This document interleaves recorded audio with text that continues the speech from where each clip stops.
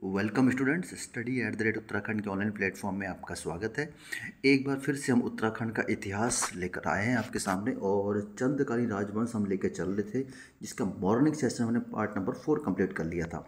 और आपसे कहा था कि शाम को 7 बजे एक वो मैंने मैसेज भी डाला था कि आपको पार्ट 5 अपलोड किया जाएगा। क्लास नंबर 12 है। स्टार्ट करते हैं पहले क्वेश्चन से हम लोग, ठीक है। तो पहला क्वेश्चन हमारे सामने ये रहा।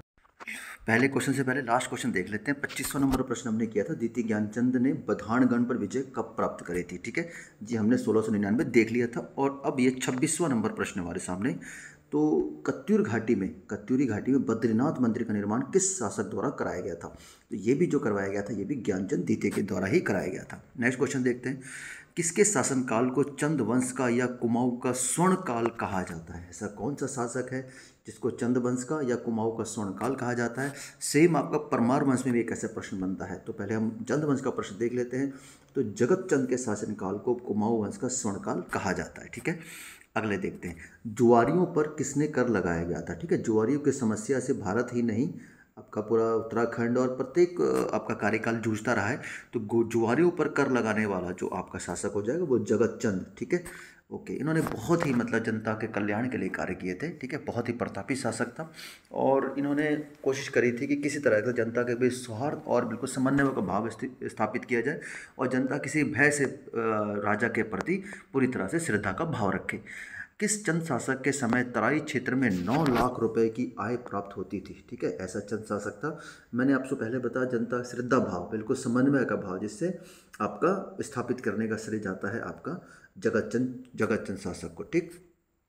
किसके समय में फतेह शाह ने कत्यूर घाटी पर आक्रमण किया एवं बैजनाथ घाटी को लूटा था? ठीक है, तो ये जगत चंद के समय ही थे। और जब फतेहपति शाह है, इनको परमार वंश का भी स्वर्णकाल कहा जाता है। इनके युग को जो हम परमार वंश में पढ़ेंगे, फिलहाल हमारा टारगेट है चंद वंश पर, ठीक है। इसी पर फोकस रहना है, ठीक है। आगे देखते हैं। जगत चंद की मृत्यु किस रोग से हुई थी? या ऐसा बोला जा सकता है, ऐसा कौन सा शासक था जिसकी मृत्यु चेचक रोग से हुई थी? तो ये आपका इस तरीके से आंसर निकल के आ जाएगा, ठीक है। नेक्स्ट क्वेश्चन देखते हैं। जगत चंद का उत्तराधिकारी कौन था? ठीक है, तो क्वेश्चन है जगत चंद का उत्तराधिकारी कौन था? तो ये देवी चंद, ठीक है, जिनको कुमाऊं का मोहम्मद तुगलक, ठीक है, बकरोल शासक भी बोला जाता है।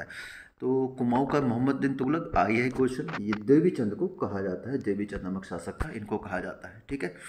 अगला प्रश्न, कुमाऊं का विक्रमादित्य, ठीक है, कुमाऊं का विक्रमादित्य देवी चंद को कहा जाता है। अब ये विक्रमादित्य की संख्या क्यों दी गई है, ठीक है, बकलोल शासक को? तो आप इसका कमेंट कर बॉक्स में अगर आपको आंसर पता है तो जरूर आप इसका आंसर देंगे, ठीक है। अल्मोड़ा में चौमहल किसने बनाया था? बहुत अच्छा क्वेश्चन है, एक डिफरेंट क्वेश्चन है। चौमहल का निर्माण किसके द्वारा कराया गया था? ठीक है, मल्ला महल का नाम सुना हो अपना, राजमुआ किला का नाम आपने सुना है, ठीक है। इस प्रकार से चौमहल का निर्माण जो कराया था कल्याण चंद चतुर्थ द्वारा कराया गया था, ठीक हो गया। नेक्स्ट क्वेश्चन देखते हैं। कल्याण चंद्रोदयम पुस्तक के लेखक कौन है? ठीक है, कल्याण चंद्रोदयम नामक पुस्तक थी, इसके लेखक कौन से थे? ये जो लेखककार थे ये कवि शिव द्वारा इसकी रचना करी गई थी, ठीक है। कल्याणचंद चतुर्थ ने मुगल बादशाह रंगीला को भेंट देने के लिए किस मंदिर से ऋण लिया था? देखिए, ये मतलब एक हद हो गई। मतलब मोहम्मद शाह रंगीला था, उसको सिर्फ भेंट देने के लिए एक मंदिर से ऋण लिया। ये शासक की तो वैल्यू थी उस समय, ठीक है। जैसे जैसे मुगल काल का पतन हो रहा था उसी तरह से आप देख सकते हैं चंद शासन का भी पतन धीरे धीरे बढ़ रहा था, ठीक है। तो ये शासक था आपका जागेश्वर मंदिर से इन्होंने ऋण लिया था। जागेश्वर मंदिर से ऋण लिया था मोहम्मद शाह रंगीला को भेंट देने के लिए, ठीक है। काशीपुर में मुगल वजीर कमरुद्दीन ने गार्ड ऑफ ऑनर किसे दिया था? ठीक है, एक मुगल वजीर थे कमरुद्दीन, ठीक है, उन्होंने गार्ड ऑफ किस शासक को दिया था? तो वो दिया था कल्याण चंद चतुर्थ को, ठीक हो गया। ओके, अब जब इनको भेंट देने के लिए मंदिर से कर्ज लोगे तो ऑब्वियसली आपको गार्ड ऑफ ऑनर तो मिलेगा, ठीक है। या तो गार्ड ऑफ ऑनर कमाओ या आप भिक्षा लेके गार्ड ऑफ ऑनर लो। तो आपकी बात, आपको दोनों तरह का आपका ऑप्शन है। तो इन्होंने तो भिक्षा लेके ही, मेरी नज़र में तो भिक्षा लेके ही आपको गार्ड ऑफ ऑनर दिया गया है। सीरा में प्रचलित रौद्र देवता का मूल संबंध किससे है? सीरा में एक प्रचलित है रौद्र देवता, उनका मूल संबंध कौन से डिस्ट्रिक्ट से हो जाएगा? ठीक है, तो सीरा आपको जानकारी होगी ये डोटी से संबंधित हो जाएगा, ठीक है, डोटी से संबंधित हो जाएगा। चंद शासन में पंचनवीसी क्या होता था? बहुत इंपॉर्टेंट क्वेश्चन है, बहुत बार एग्जाम में आया हुआ है, ये आपका परीक्षा वाणी का फेवरेट क्वेश्चन है, ठीक है। और ये है पंचायती कचहरी को कहा जाता था चंदकालीन राजवंश में, ठीक। चंद शासन में बूढ़ा के अंतर्गत नहीं आता था, ठीक है। बूढ़ा के अंतर्गत कौन सा नहीं आता था? तो बूढ़ा जो आपका हो जाएगा मेहरा नहीं आते थे, ठीक है। कार्की, बोरा, तड़ागी व चौधरी, ठीक है, ये 4 किलेदार कहा जाते थे। कार्की, बोरा, तड़ागी व चौधरी। मेहरा नहीं आते थे इसमें, ठीक है। ओके। चंद शासन में 5 थोक के अंतर्गत क्या आता था? ये आपको मेंस लिखने के काम आता है जब आपको राज्य व्यवस्था प्रशासन संबंधित मेंस में क्वेश्चन आता है, तो इन सब चीज़ों को जिक्र आपको करना होता है, ठीक है। तो इनमें जो सभी हैं, जैसे मेहरा, फरतियाल, खड़ाजी, ये सभी के सभी 5 थोक में आता था, ठीक है। औताली एक प्रकार का क्या होता था? बहुत इंपॉर्टेंट क्वेश्चन है। औताली क्या कहा जाता था? औताली डिफरेंट है थोड़ा सा क्वेश्चन। तो इसका जो आपका औताली जो होता था बेसिकली, ये एक तरह से राजस्व कर होता था, ठीक है, राजस्व कर होता था। चंदकालीन में घराटों पर लगने वाला कर कौन सा था? ठीक है, चंदकालीन संसद में घराटों पर जो लगने वाला कर है उसे क्या कहा जाता था? घराट जहाँ पर आपका पानी भरते थे और से जाके, उसको कहा जाता था भाग, ठीक है।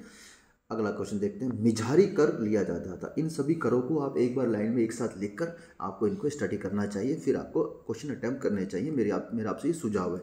मिझारी कर किससे लिया जाता था? मिझारी कर जो कामगार होते थे उनसे लिया जाता था, ठीक है। नेक्स्ट क्वेश्चन देखते हैं।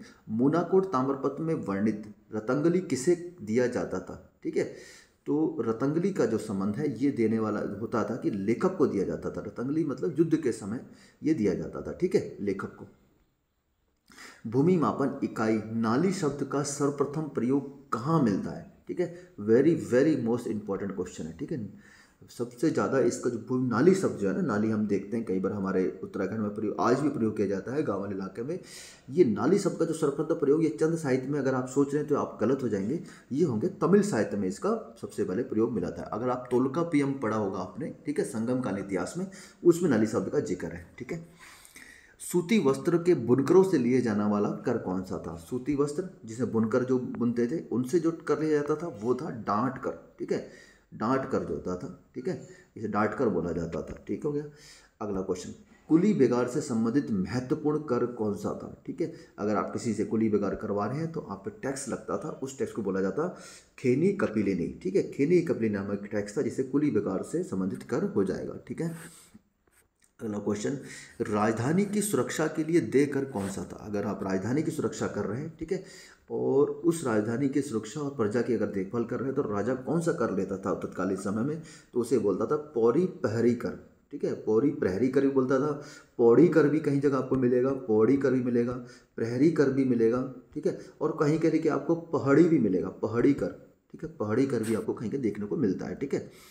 और क्वेश्चन नंबर 51 है। मूनाकोट ताम्रपत्र में किस कर का उल्लेख किया गया है? ठीक है, तो मूनाकोट ताम्रपत्र में जस्ट अभी हमने पढ़ा था रतंगली कर, ठीक है, रतंगली कर नामक हमने कर पढ़ा था, मैं बैक जा रहा था, ठीक है, रतंगली कर नामक जो कर हमने पढ़ा था वो मूनाकोट ताम्रपत्र में उसका जिक्र किया गया है, ठीक है। तो हम इसी वापस क्वेश्चन में लौट आते हैं। रतंगली नामक कर का जिक्र किया गया है, ठीक है। और आज के सेशन का मैं लास्ट प्रश्न लेके चल रहा हूँ। निम्न में नगद के बदले अनाज के रूप में दिए जाने वाला कर कौन सा था? ठीक है, तो नगद के बदले अनाज के दिए कर जो कर था ये आपने बहुत बार सुना होगा, ठीक है। मुगल शासन में कनकूत सुना होगा, यहाँ पर कूत कूत शब्द का जिक्र किया गया है, ठीक है। तो ये थे आज के हमारे पार्ट 5 के सेशन के प्रश्न, और मैं उम्मीद करता हूँ जो नेक्स्ट पार्ट आएगा उसमें चंद शासन वंश खत्म हो जाएगा, उसमें लगभग 45 क्वेश्चन होंगे। तो 45 क्वेश्चन हम एक ही क्लास में ले लेंगे, ठीक है। तो आपकी तैयारी कैसे चल रही है, आपका एक्सपीरियंस कैसा हो रहा है स्टडी एट उत्तराखंड के साथ, कमेंट करके बताइएगा। और उम्मीद करता हूँ आपके लिए ये सेशन लाभप्रद सिद्ध हो रहा होगा। आपके आने वाले एग्जाम के लिए बहुत बहुत शुभकामनाएं। मिलते हैं फिर नेक्स्ट वीडियो में, तब तक के लिए जय हिंद।